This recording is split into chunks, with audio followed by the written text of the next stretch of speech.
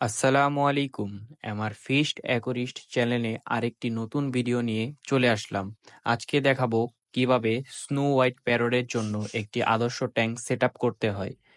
তো কথা না বাড়িয়ে চলুন ভিডিওটি স্টার্ট করা যাক। সর্বপ্রথম আমাদের লাগবে একটা ফলের ঝুড়ি এবং লাগবে একটা কাঁচি, আর লাগবে 2 গজের একটা তেরপল।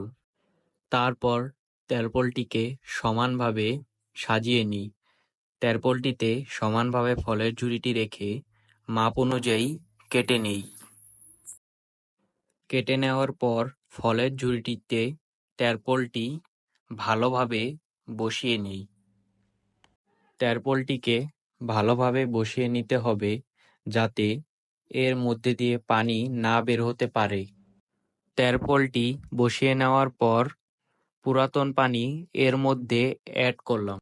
এরপর আমরা একটি হাঁড়ি এর মধ্যে ভালোভাবে ধুয়ে দিয়ে দিলাম যাতে এর মধ্যে প্যারটগুলো ডিম পাড়তে পারে।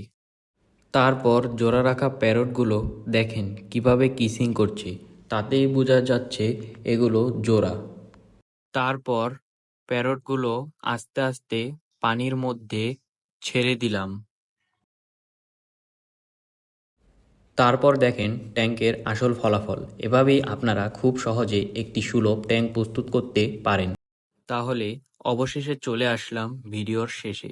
ভিডিওটি যদি ভালো লাগে তাহলে একটা লাইক দিয়ে যাবেন এবং অবশ্যই একটি সাবস্ক্রাইব করবেন। আমার ফিশ অ্যাকোরিস্ট চ্যানেল থেকে সবাইকে জানাচ্ছি আল্লাহ হাফেজ।